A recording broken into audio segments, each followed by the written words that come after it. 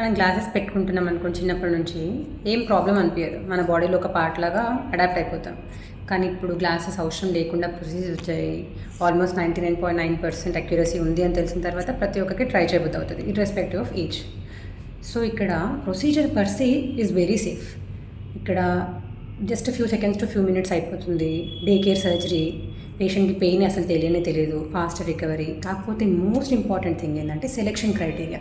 ఏ పేషెంట్కి ఏది సెట్ అవుతుందో ఆ సూటబిలిటీ లేకపోతే ఆ ప్రొసీజర్ ఇంకా బెడ్స్ కొడుతుంది అనమాట. ఇప్పుడు నేను కొన్ని సినారీస్ ఇస్తాను, దాంట్లో ఎంత డిఫరెంట్గా ఉంటుంది కండిషన్స్ చూద్దాం.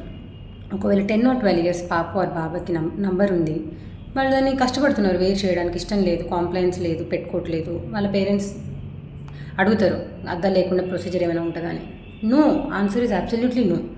Contact lens is another option, కానీ మొత్తానికి అద్దాలు తీసే సర్జరీ మాత్రం 21 years తర్వాతనే చేస్తామన్నమాట. ఎందుకంటే అప్పుడే మనకి ఐబాల్ గ్రోత్ అనేది కంప్లీట్గా స్టాప్ అయిపోయి రిఫ్రాక్టివ్ ఎర్రర్ అంటే మనకి ఏదైతే గ్లాస్ నెంబర్ ఉందో అది స్టేబుల్ అవుతుంది అనమాట. సో 21 years వరకు మనం నో అనే చెప్తాం ఆప్షన్.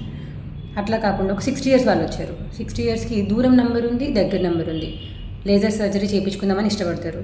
కానీ వాళ్ళకి ఓన్లీ దగ్గర చూపు ఆర్ దూరం చూపు మాత్రమే కరెక్ట్ అవుతుంది అనమాట. లేజర్స్ తోటి రెండు ఉన్నప్పుడు రెండు ఒకటేసారి కరెక్ట్ అవ్వవు. వాళ్ళకి వేరే ప్రొసీజర్ ఉంటుంది, ఆర్ఎల్ఈ అని. కంటి లోపల ఆ నంబర్తో కలిసి ఉన్న లెన్స్ అనేది కంటి లోపల పెట్టేస్తాం అనమాట. జస్ట్ లేజర్ అనేది వాళ్ళకి సెట్ అవ్వదు.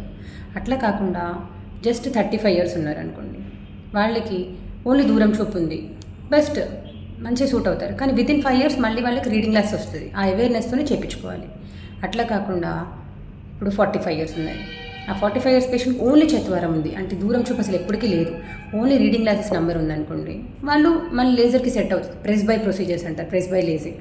ఓన్లీ రీడింగ్ గ్లాసెస్ మాత్రం కరెక్ట్ చేసే ప్రొసీజర్ కూడా ఉంటుంది.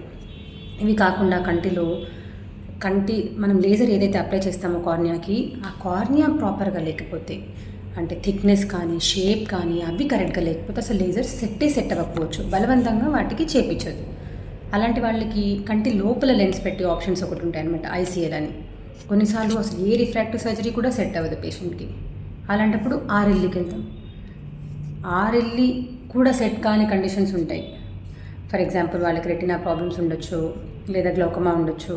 అలాంటి వాళ్ళకి ఆర్ఎల్ఈ అంత బెస్ట్ సజెస్టబుల్ కాదనమాట. అలాంటప్పుడు అద్దాలతోనే ఉండిపోవాలి. అది కొంచెం రేర్. 90% ఆఫ్ ద టైమ్స్ ఏదో ఒక ప్రొసీజర్ సెట్ అవుతుంది, బట్ 10% అసలు ఏ ప్రొసీజర్ సెట్ అవ్వదు, అద్దాలతోనే ఉండిపోవచ్చు. వాళ్ళకి కాంటాక్ట్ లెన్స్ అనేది ఇంకొక ఆప్షన్ అనమాట.